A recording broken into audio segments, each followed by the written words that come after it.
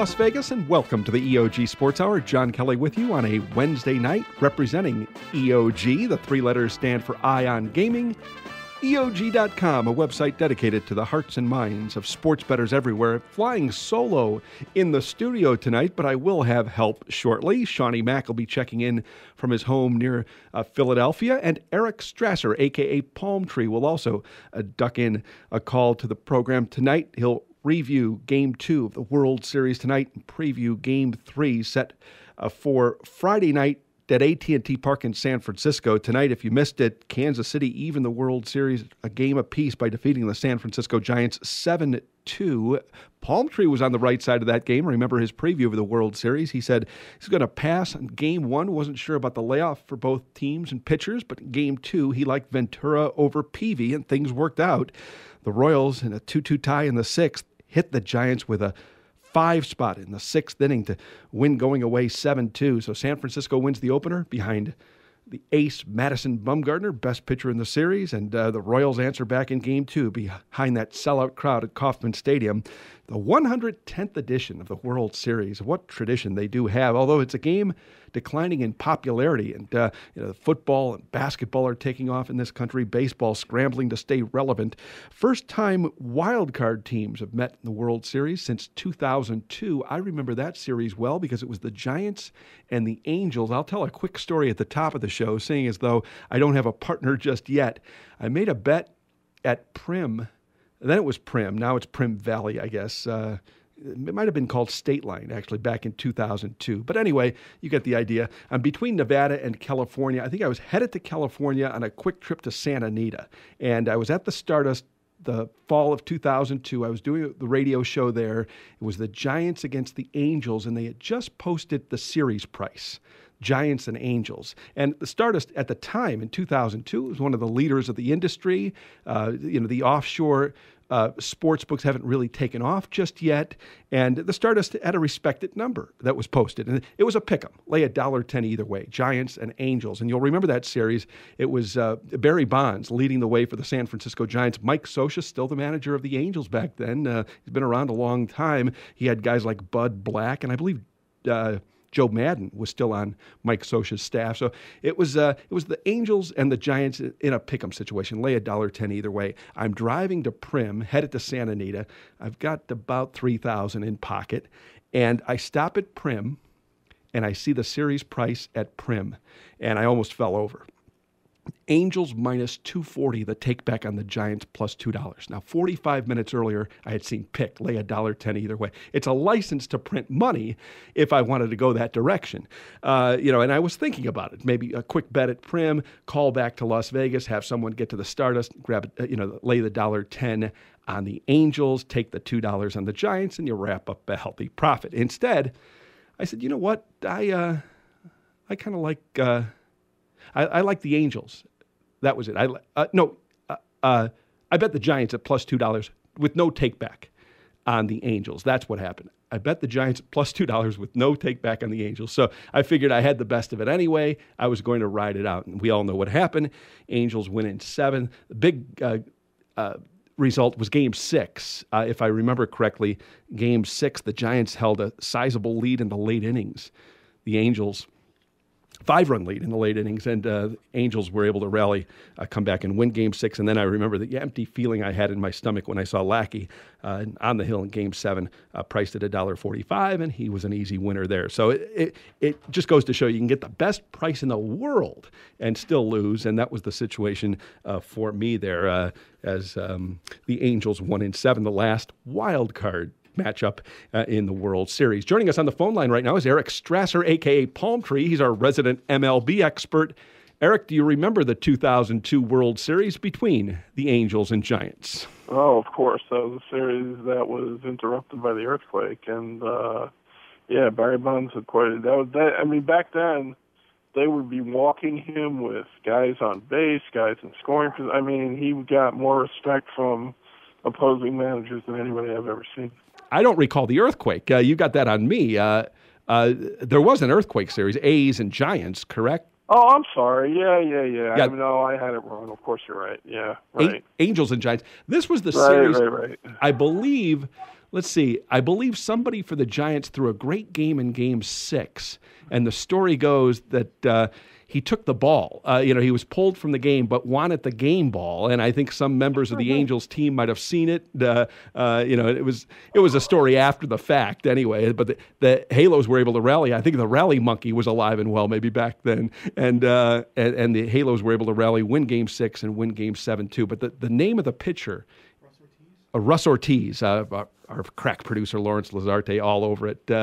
He was a big Angels fan, and the Angels were able to rally and win that game, win that series in 7 games. What about this series, Eric? Royals beat the Giants tonight 7-2. What was your takeaway? Well, I mean, I don't think really anything has happened yet. I think everybody pretty much expected Madison Bumgarner to pitch well in Game 1, and he did, and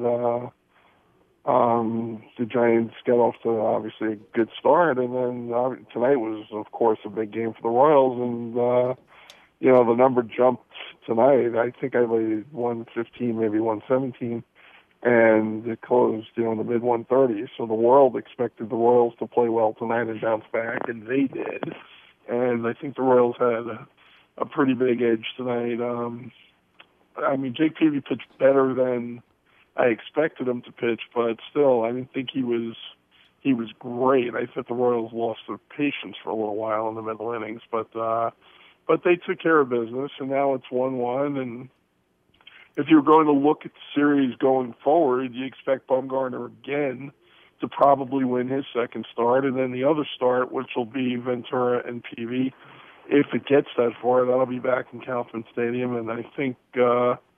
I certainly, and I think most people would expect the Royals to win that matchup again. So you really, now, people are expecting a long series. You get down to, forget about Game 7, because anything can happen, and it's all hands on deck. But now you get down to Game 3 and Game 4, and whoever has the advantage in these next 2 games is going to be in really, really good shape. And I'm really surprised that Yost is going with Jason Vargas in Game 4. I mean, I don't know what Danny Duffy did to make him angry, and the same thing with the Giants. I mean, Pettit has pitched wonderfully, especially over the last 6-8 weeks, and it looks like Bochy's going to start Vogelsong over Pettit in Game 4 too. So there's just not a lot of trust in the managers and guys that I would have expected them to trust a little bit more. But Game 3 and Game 4, I think this series, that's what this series comes down to. And whoever plays well in these next couple of games is, in my mind, going to be the world champion. And, the Giants have a big edge with the Royals not having Billy Butler in the lineup for the next couple of games. No DH there at AT&T Park in San Francisco for Games 3, 4, and 5, obviously. Interesting to note, they'll travel tomorrow and play Friday, Saturday, and Sunday in San Francisco. The start times, here's what's interesting. The start times for the World Series this year, every game goes at 8:07 p.m. Eastern Time. Every game. So we're going to see games Friday, Saturday, Sunday night in San Francisco. The travel day would be Monday. The next travel day would be Monday, and then games 6 and 7, if necessary, following Tuesday and Wednesdays in Kauffman Stadium in Kansas City. So they played both Tuesday and Wednesday this week, Tuesday and Wednesday next week at Kauffman. What's interesting, Eric, is the weather in San Francisco could be a factor. I think it was Alan Dinkinson who said on last night's show that there may be a weather factor in the Stanford game this Saturday. Some inclement weather could come to the Northern California area. That wouldn't be a surprise in the month of October there. Your thoughts? First on Game 3, Hudson against Guthrie at Pinnacle right now. The Giants are a $1.25 favorite. The total is 7. I should say those are the opening prices. The current price has Hudson minus $1.22. Yeah, I love the way Jeremy Guthrie has pitched over the last couple of months, and I think he's going to pitch well, but I also think Hudson is going to pitch well. My first thought on this game, I'm looking at the under. 7 runs is a lot, and the Royals are going to be losing a good chunk of their offense with Butler out. You got to get to 8 to lose an under 7. I mean, that's obviously, even some people we know that aren't that bright could figure that one out. But 8 runs is a lot, especially considering in these games now, I know that the first two games have reached 8, and there's been a lot of early runs, and pitchers have had to settle in, and you expect that. But games of the bullpen, there has been some shutdown bullpen work in both games, and we expect that from both bullpens. So I just think 7 is a big number, and I just don't. I haven't done all my work yet, so I'm not ready to jump in and say, this is what I'm definitely playing. But my first thought is under, and I tend to think, I don't even know who's behind the plate, so, and I don't know anything about the weather. I mean, I haven't done all of my work yet. It's still a couple of days away, but I think I'll be looking at the under, and I can't imagine that I won't have at least a small piece of it.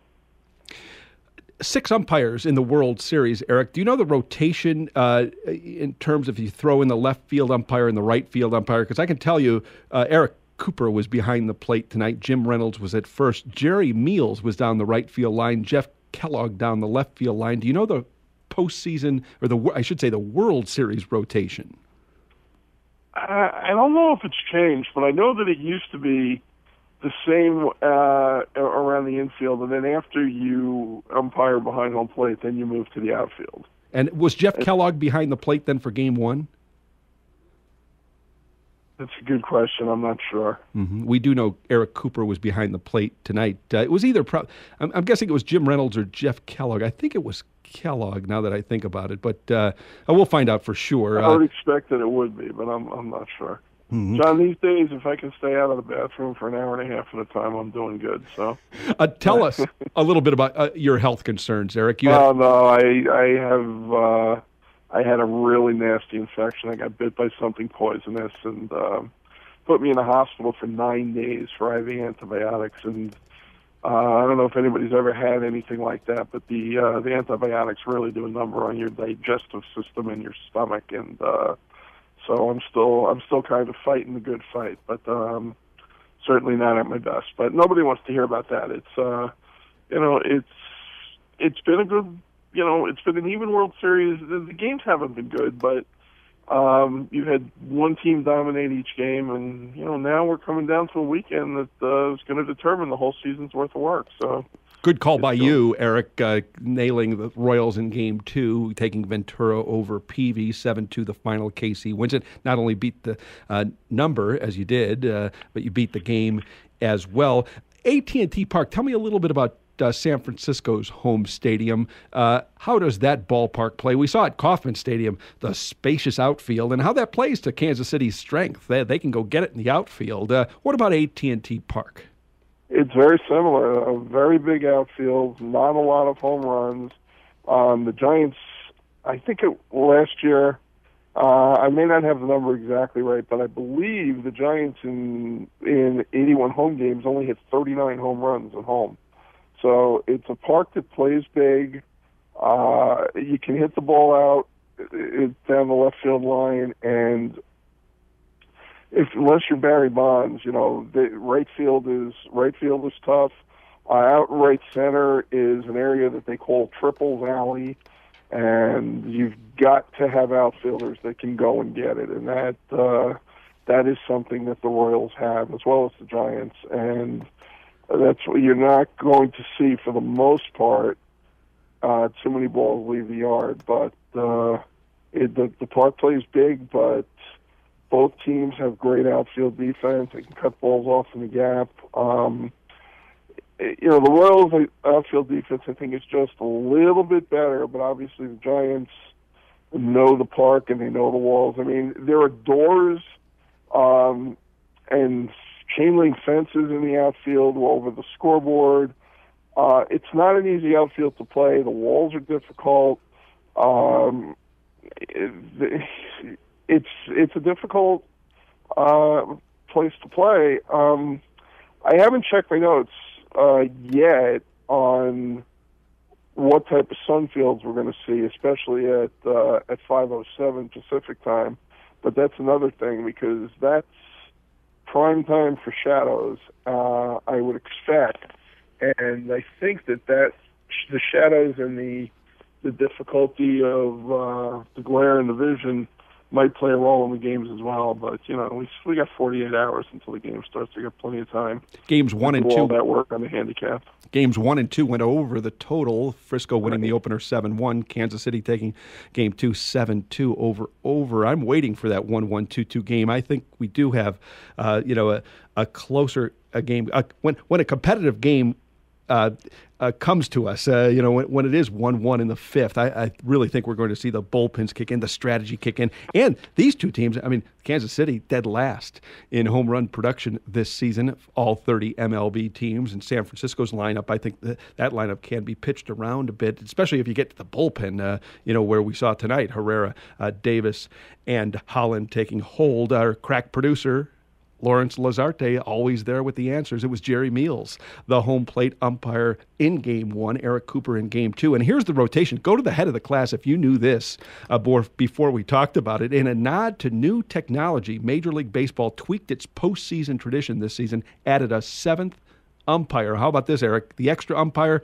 Well, the replay guy worked home plate in Game 1, went to right field in Game 2. And this is what Jerry Meals' assignment will be. Worked the home plate in Game 1, went to right field in Game 2, and then shifts to the replay booth in New York for the rest of the series. Another ump will handle replay the first two games before working the remaining games on the field. So instead of 6 umpires to work the World Series, Eric, there are 7, and the replay booth umpire kicks in.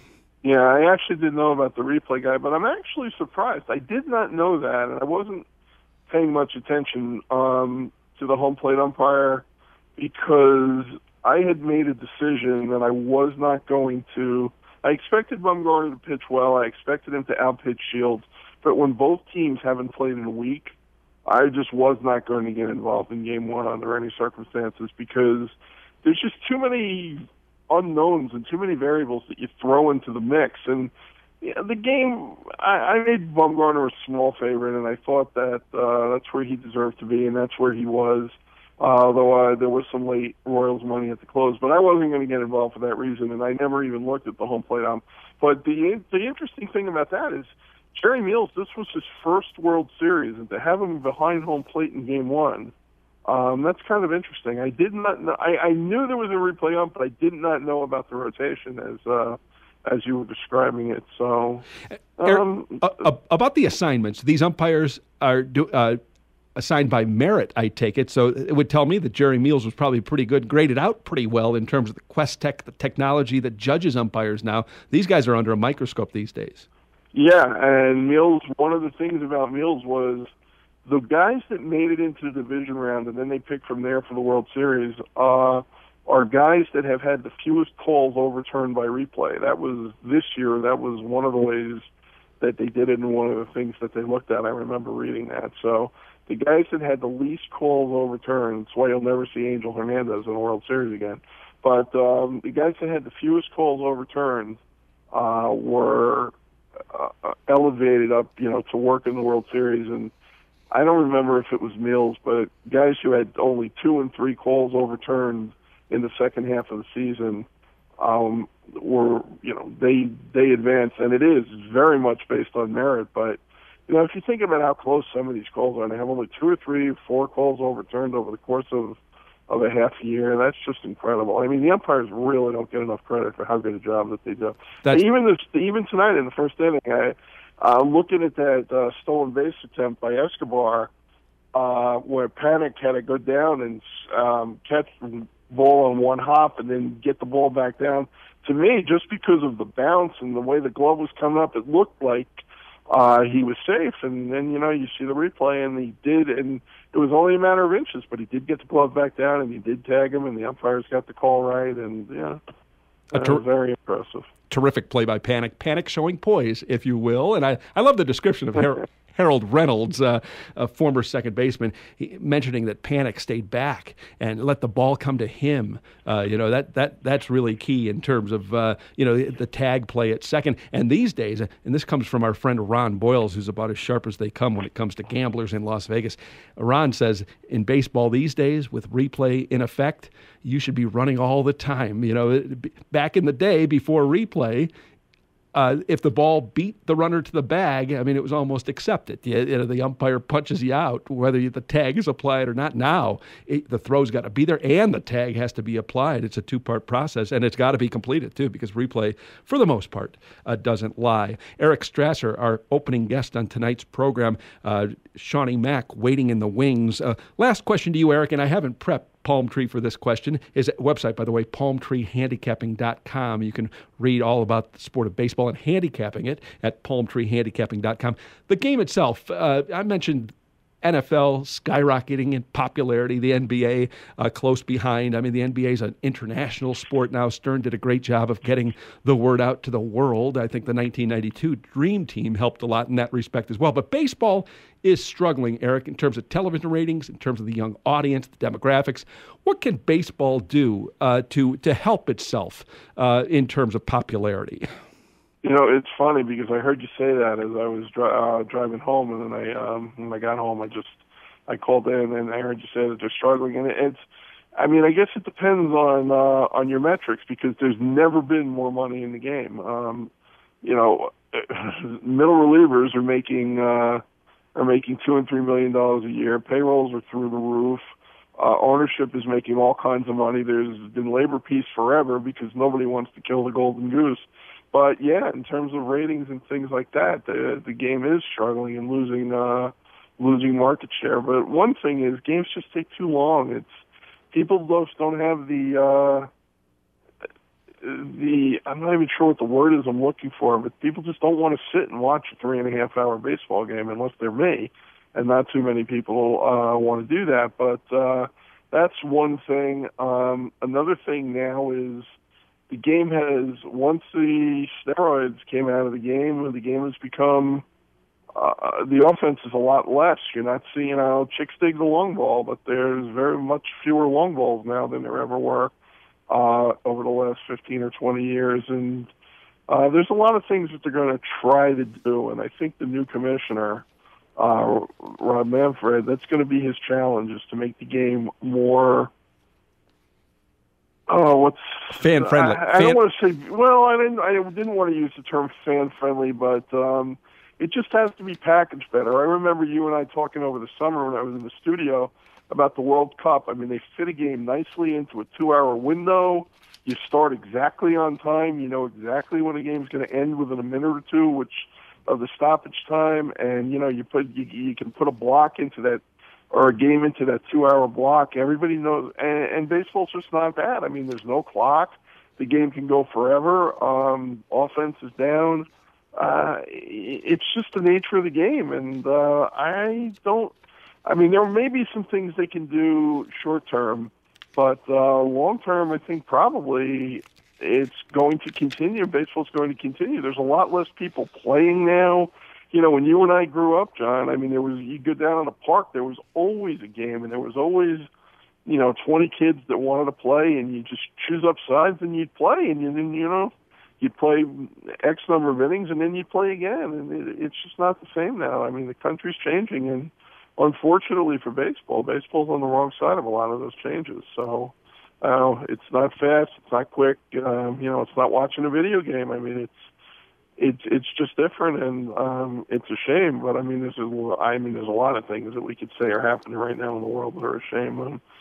Baseball's decline in popularity to me is one of them. But I don't know that this is a reversible thing. But I know it's a big priority for the new commissioner. So we'll see what they end up doing, and we'll see what they try and do. But but the owners are still making money hand over fist. They're making more money than they ever have. The players are making all kinds of money. So. I personally, I grew up, I was a baseball rat. I went to 25, 35 games a year. I grew up in New York, and I would go to Met games, I would go to Yankee games. I would pay $6 for a general admission ticket. I'd duke the usher $5, and I'd sit in the first row behind the dugout. Now, to sit in the first row in Yankee Stadium, it's $2,500 a ticket.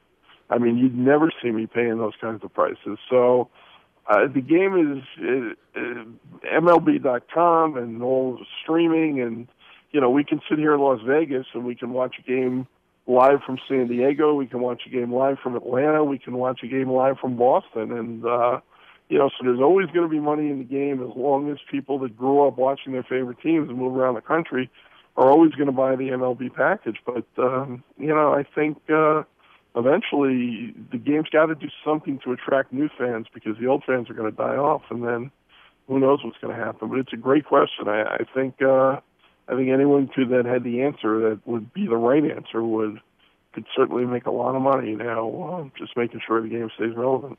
PalmTreeHandicapping.com. That's Eric Strasser. Eric, thanks for the time. We'll chat with you down the road. Always good to talk to you, Johnny. Have a good night. Eric Strasser on the program. We'll step aside and take the only time out of the show. When we return, Seanie Mac checks in from the Philadelphia area, 29-year-old sports bettor who's been good to us with selections on the program. I've got him on record with 13 plays in all. He's 9-4. Chop suey last week, 2 plays. Actually, 4 plays, 2 wins, 2 losses. We'll talk about last week and preview this week. He's got a play for us on Saturday and one on Sunday. Plus, we'll talk about the local Philadelphia teams there. I should say the local teams in Philadelphia. Sixers, we'll ask him about the upcoming NBA season. The Sixers are going to be historically bad, possibly. And we'll also ask about the Eagles. They were on a bye last week. We'll ask them about their assignment this week. You're listening to the EOG Sports Hour. There's no such thing as a sure thing, unless you're talking about Ion Gaming. Ion Gaming is a website dedicated to the hearts and minds of sports bettors everywhere. If you're looking for smart, sophisticated sports handicapping information and insight, go to EOG.com. If you're looking for the latest news on the ever-changing landscape of Nevada's race and sportsbook industry, go to EOG.com. If you're looking for the most recent developments involving the worldwide sports betting scene with an emphasis on the leading sports books in San Jose, Costa Rica, go to EOG.com. And finally, if you're looking to join an online community of sports gamblers where registration is free and the information is priceless, go to EOG.com. You get the idea. Why gamble on other sports betting websites when Ion Gaming is a sure thing? And I love a sure thing. Hi, this is Rick Alec, president of Sports Options. Sports Options is a sports information tool designed to give sports bettors of all types the necessary edge needed to improve their bottom line. With Sports Options, you'll never lay a bad number again. We provide you with live odds from the leading sports books in the world, from Costa Rica to Curacao, London to Las Vegas, and everywhere in between. Sports Options also provides the fastest and most accurate injury information, lightning-quick score updates, and game analysis from 30-year handicapping veteran Mark Simons. We offer affordable services for players of all levels, starting at just $99 per month. To see which service best fits your needs, you can take advantage of our 7-day free trial. No credit card is needed. Just go to www.sportsoptions.com and click on the free trial link. I'm confident you'll be impressed with our product, and you'll find it the most complete and comprehensive on the market. In fact, if you don't like Sports Options after 30 days, we'll refund you 100% of your subscription costs, no questions asked. Go to sportsoptions.com for all the details or call 702-835-1743, and one of our friendly customer service representatives will be happy to help you. Sports Options, information you can bet on. And we are back. The EOG Sports Hour. John Kelly with you on a Wednesday night. Tomorrow night, Ed the Statman joins us in his usual Thursday spot. Railbird finishes up the week on Friday. Let's check in with Seanie Mac. He's been a weekly guest for the past month or so. 9 wins, 4 losses against the spread. Job well done, young man. Just 29 years old. Seanie, good evening and welcome to the show. Greetings from a rainy Philadelphia, John. But the Eagles are on the road this week, so it shouldn't matter to that squad. No, it's going to be a tough game. It's probably their first real test. I think it's going to say a lot about comparing them to Dallas. I saw on ESPN the other day that Dallas is either the best or the second best team in the NFL, and they've kind of come out of nowhere. Because everything I read preseason was this was the worst Dallas team of all time, and then to be 5-1 the way they did it, and they've really only played one bad half, and that cost them the game against the Niners. So, going to be real interesting to see, how our weak cornerbacks line up against Fitzgerald. Odds to win the division are available at Westgate, Las Vegas right now. That's the former LVH. In the NFC East, Seanie, Dallas is the 4-5 favorite. The Eagles are even money. Giants 20-1, Redskins 75-1. It'll either be the Cowboys or Eagles. I mean, I just want to go on record first and foremost as Dallas sucks, and I hate Dallas as a fan. But being objective and a sports bettor, I mean, they look good. They look really strong. I think taking the reins away from Jason Garrett and really getting back to, running the ball, DeMarco Murray, who was a stud at Oklahoma, just couldn't stay healthy, and that's why he fell to the third round. Other than that, he's a first-round talent. He's been a great addition to my fantasy football team. I just hope that, my first-round pick, the first overall pick I took, LaShawn McCoy, the Eagles get him involved more with Sproles out. And McCoy is in the news this week, not so much LaShawn McCoy, but Colton McCoy. He's now the starting quarterback for the Washington Redskins. He's probable for Monday's game against the Dallas Cowboys. Cowboys are up to a 10-point favorite against the Washington Redskins on Monday night.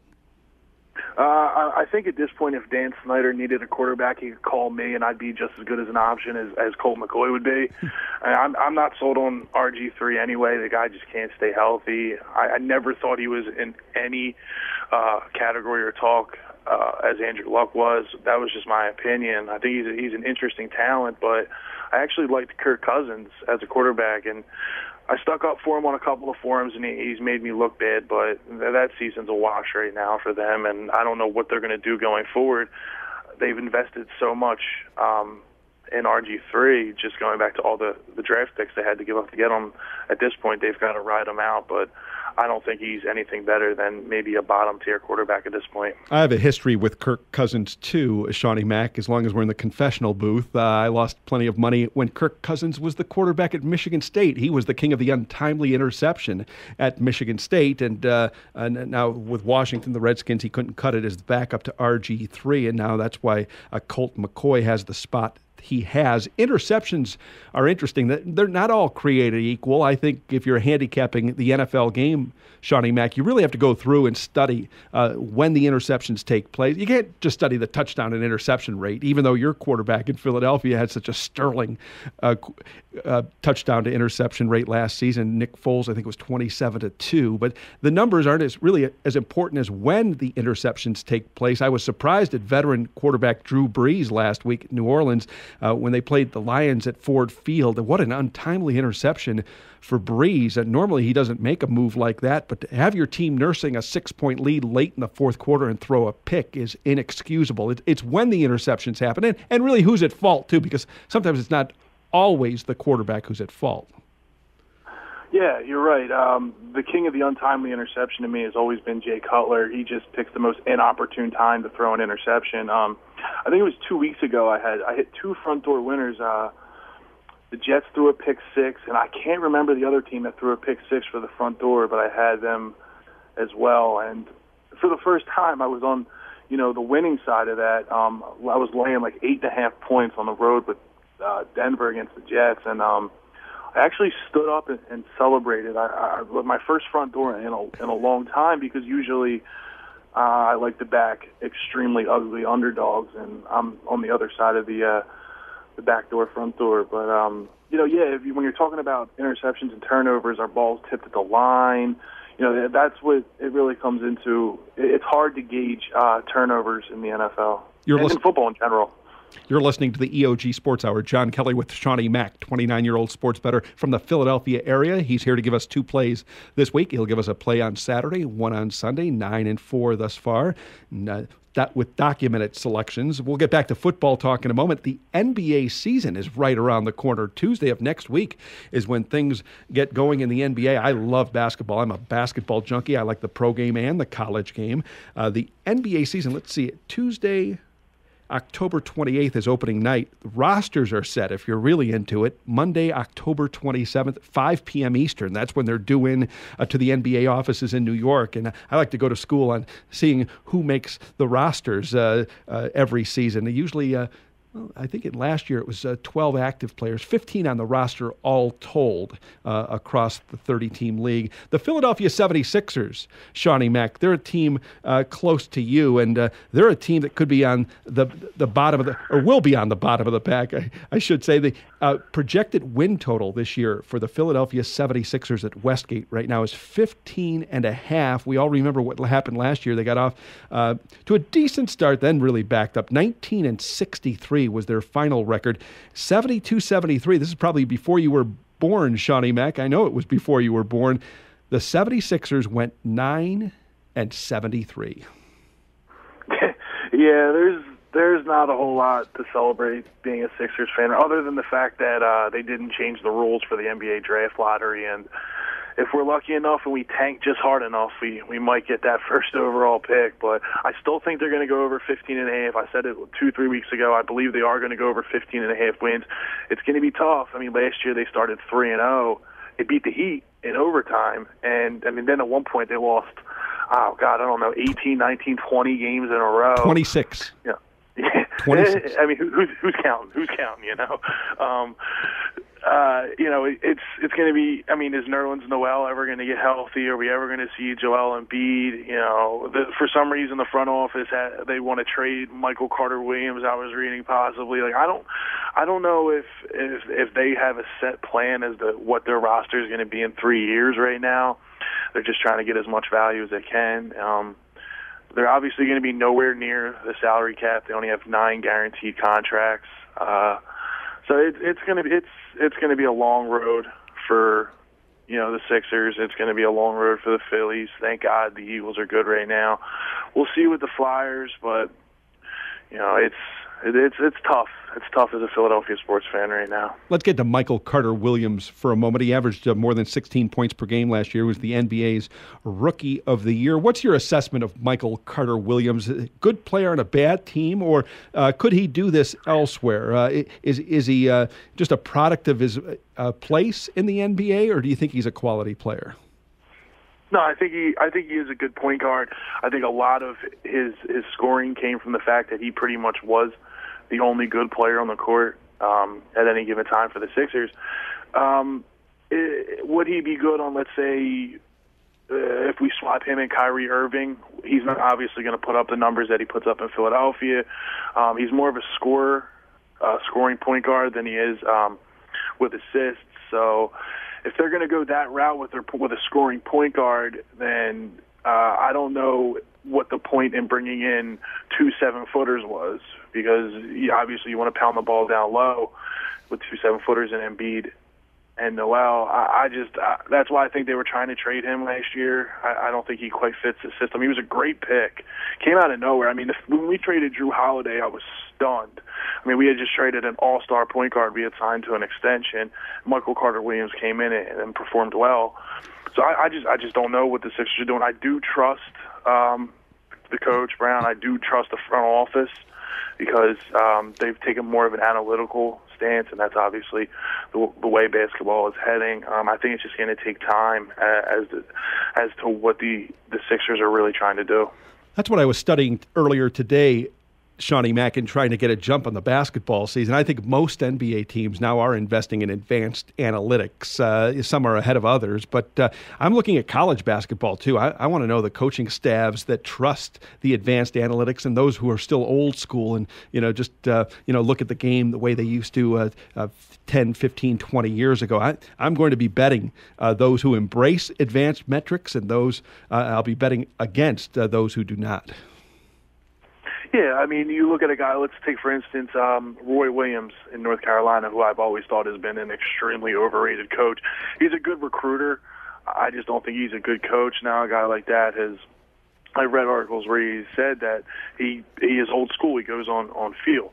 Now a guy like Bill Self, who I've also read, will kind of mix and match feel and analytics, and that's going to be the difference, I think, because going forward, absolutely, any math-based formula is going to override look. And baseball was extremely ahead of the curve, so it's worked out there.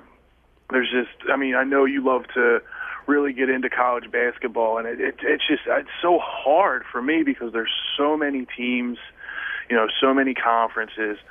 Usually what I'll do is I'll just try to lock into maybe two or three of the big conferences, maybe a smaller conference as well, and just try to go from there, because on any given Saturday, God, there's 60 games going on. It's just sometimes I overwhelm myself. It can be dizzying, I agree, and you got to be careful not to spread yourself too thin. The goal is, to narrow your focus. What I like to, say is, it's better to know 100% of 50 teams than 50% of 100 teams. You want to know everything about the teams that you are studying. So I typically narrow it down to 5 or 6 conferences. The one conference I don't look at a whole lot, the Big East, it's a lot different than it once was. Villanova was the champs. They were the champs last year, 16-2 in Big East play, and they'll try to do it again under Jay Wright. One thing you said about guys like Roy Williams and Bill Self, Seanie Mac, is that they haven't totally embraced advanced metrics. I read that to say, not that they're ignoring it, because you don't want to be a cynic and not believe everything you see or hear. But at the same time, the fact that they're half in and half out tells me they're really not embracing it. I want the guys who embrace the advanced metrics, the guys who understand efficiency and how every possession is important, what every possession is worth, too.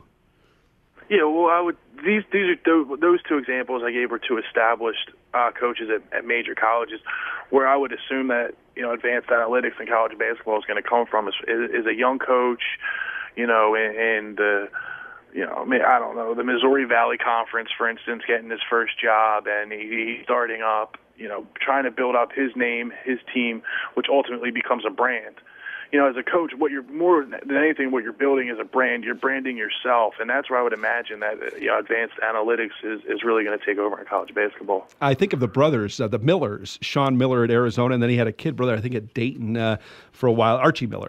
Those 2, I think it's the younger, too, that likes it even more than Sean. But, they're big into the advanced analytics, and they can win you a game, I think, or 2 over time. It'd be the difference decisions you make with your program, and it shows the smart approach too. That you want to have the numbers on your side. Seanie Mac is our featured guest on tonight's program. We're talking a variety of topics. Headline tonight is the Royals beat the Giants 7-2 to even the World Series at a game apiece. Game 3 is Friday night in San Francisco. Hudson against Guthrie. Lay $1.25 with San Francisco right now. The total on the game is 7. I'll be interested in the weather, how the weather might play an outcome. Palmtree mentioned an interesting point about the sunshine, the glare at 5:07 Pacific time. Also, it can get a little chilly in the late innings sometimes in San Francisco games. Seanie Mac, let's step aside and take the final time out of the program. When we return, we'll go on record with your selections. You've got 1 play for us on Saturday, 1 on Sunday. You're listening to the EOG Sports Hour.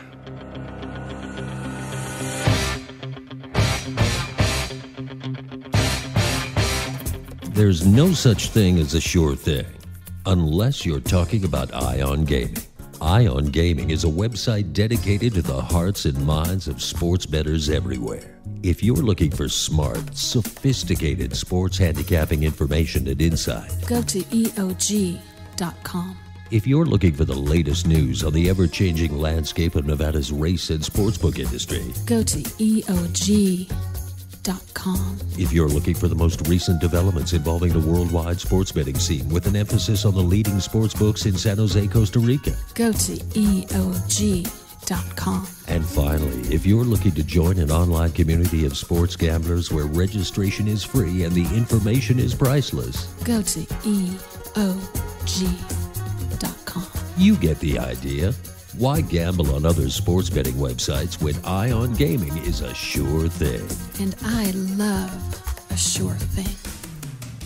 Hi, this is Rick Alec, president of Sports Options. Sports Options is a sports information tool designed to give sports bettors of all types the necessary edge needed to improve their bottom line. With Sports Options, you'll never lay a bad number again. We provide you with live odds from the leading sports books in the world, from Costa Rica to Curacao, London to Las Vegas, and everywhere in between. Sports Options also provides the fastest and most accurate injury information, lightning-quick score updates, and game analysis from 30-year handicapping veteran Mark Simons. We offer affordable services for players of all levels, starting at just $99 per month. To see which service best fits your needs, you can take advantage of our 7-day free trial. No credit card is needed. Just go to www.sportsoptions.com and click on the free trial link.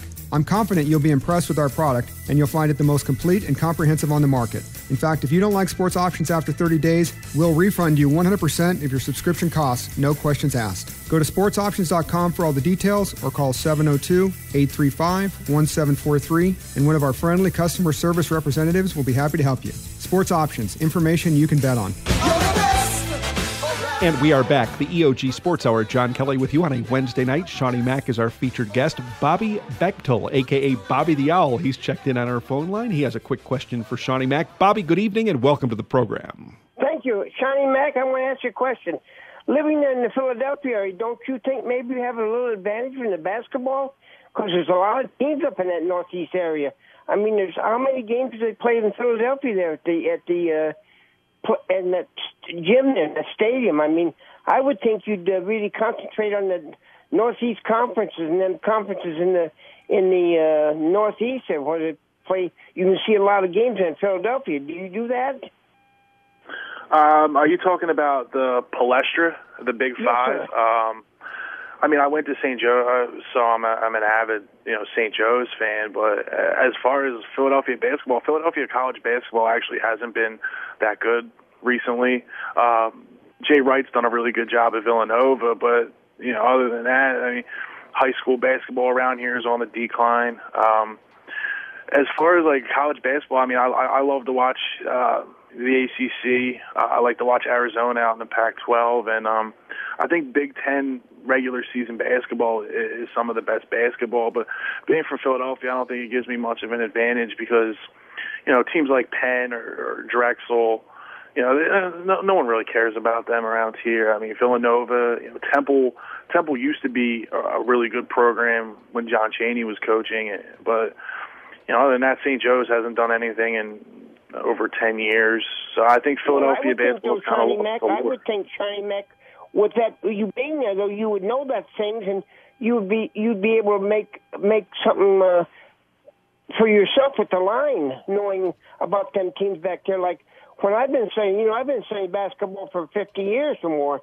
and I know I took a little advantage when I think I got an advantage. I study on certain conferences, certain teams, like in the Midwest and to get my picks because I think the bookmakers, you being right in that area, I would think you'd be smarter than the bookmakers, Sonny. No, I'm not quite smarter than bookmakers yet, but hey, I'm still young. I'm not a huge basketball fan, so I really need to be interested, which is why I watch the ACC, Big Ten, Pac-12. If I'm just not. The Big East, I used to love the Big East, and now it's completely dismantled. I mean, the Big East tournament in Madison Square Garden was one of the best, events in college basketball next to March Madness. But now that that's not a factor anymore, I don't follow the Big East at all. Yeah, they were in the NIT. That was the thing. NIT was in Madison Square Garden, which was really a good, back east, back in New York, that was a big tournament in the old days. NIT, now it's not as big. The March Madness has kind of overlaid everything, and all them three conferences, NIT and CBI, and they just CIT, they just aren't as big anymore because it just seems like March Madness took over the land. Bobby, thanks for the phone call. Bobby the Owl staying up late with us tonight. Always good to have him contribute to the program. Shawnee Mac is going to go on record with 2 plays in the final 5 minutes of the program. One thing I'm doing with both college football and college basketball, you have to keep up with the conference realignment, don't you? It's unbelievable the way these teams change conferences. I'm hoping we'll get a settling down of the teams and more organization to the sports because it is tough to follow at times. With both football and basketball, I do know that 35 FBS schools have changed conferences since 2009 alone. So 35 teams on the move with these different conferences. And it's been interesting in the last couple of years to see teams scramble to get to that top-tier division, that FBS ranking. You want to be in among the top 65 teams in the country in the Power 5 conference, so you have a chance to play in the new college football playoff. And there's that top 65 in Notre Dame, and then everyone else. And the everyone else, those guys aren't going to be competing, I don't think, for the big dollars in January. Shawnee Mac, let's go on record with 2 selections. You've got a college football play for us and a pro football play. Yeah, I'm going to go with, I believe it is 174 Washington State plus 3, 2.5, depending on where you get it. Give me the second time I backed them on this program. I'm in the minority. I like Mike Leach, and I'm not sold at all with the Pac-12. They just beat up on each other. some really good quarterbacks out there. I think are going to be decent pro quarterbacks, but I'm going to go ahead and take Washington State with points at home over Arizona. It's betting number 174. You can go to Westgate right now here in Las Vegas, get the full 3 and lay the $1.10 home dog. Take betting number 174, Washington State +3 over Arizona, but those +3s are disappearing. Your pro play, Seanie Mac. Yeah, I'm going to take, I don't know the number, but I'm going to take the Ravens over the Bengals this week. At this point, you can't beat them. You might as well join them. I think I'm 0-3 this year against the Ravens, and they're doing everything right under the radar. I mean, they had that one blowout game against Tampa Bay, and then I watched them last week against the Falcons and just completely neutralized that offense. And also, I think a little bit speaks to Matt Ryan and just how overrated he is, but I'm going to go with the Harbaugh that stays out of the news, and I honestly think the better coach of the Harbaughs, John Harbaugh, and I'm going to take the small number. I believe it's like +1 at spots right now, so I'll take the Ravens +1 against Bengals. I like that, the Harbaugh that stays out of the news. He also captured the Super Bowl, did he not, over his brother? Yes, he did. Few years back, John Harbaugh got the money over Jim Harbaugh. And betting number 267, the Baltimore Ravens +1 over the Cincinnati Bengals. That'll be Seanie Mac's second of 2 plays. So Washington State +3, Baltimore Ravens +1. I saw the gold sheet this week, Seanie Mac. There are 3 teams atop their college football power rankings, and would you believe that all 3 teams are from the SEC? Right now on a neutral field, Alabama would be a 2-point favorite over any team in the country, and the 2 teams they'd be favored over by 2 points are the Mississippi schools, Ole Miss and Mississippi State. So some think there's a bias with the SEC, but I've always thought the SEC is not only the best conference in the land, but best by far when you look at the NFL draft choices that come from the SEC year after year, and just the quality of play. Just it passes the eye test. I like the fact that the SEC, the big guys run and hit. The line play is outstanding. The skill position players are great. Alabama, Mississippi, and Mississippi State, from a performance standpoint, Seanie Mac, are the 3 best teams in the country according to the gold sheet. Well, there's the SEC. Well, actually, there's the SEC West, and there's the rest of college football. It's far and away the best. And I've been saying it for weeks now, looking out to the SEC East. I mean, watch out for Georgia because they're starting to come back now, and they should easily win the SEC East. And I still think they're a good team. If they can get Gurley back, I do believe they have a shot to win the SEC, which then would just completely throw this whole playoff thing out of the window because right now, if you had the playoff, you absolutely have to have Alabama, Mississippi, and Mississippi State, and I guess Florida State in there. And it's unbelievable what these teams are doing. The talent, just the football high school talent in these SEC country states are just so good right now. And the fact that Mississippi has finally been able to close their borders and keep homegrown players in, because, I mean, they get poached by everybody. Alabama, Louisiana, Georgia, Florida goes in there and poaches players. And now that they're able to keep players in, it's showing what they can do. Tuesday of next week, we'll see the first poll put out by the College Football Playoff Selection Committee. We'll see the top 25 teams in the country in their eyes. And I'm not optimistic they're going to get this thing right because they're going to judge on achievement, not performance. If they judged on performance, they'd have Alabama, Mississippi, Mississippi State, Florida State, Oregon, Ohio State, Oklahoma. Those teams near the top, the teams that are ranked at the top of a lot of gamblers' power ratings. But what they're going to do instead, I think they're going to chicken out. I think what will happen in the end, they'll take a lot of conference champions.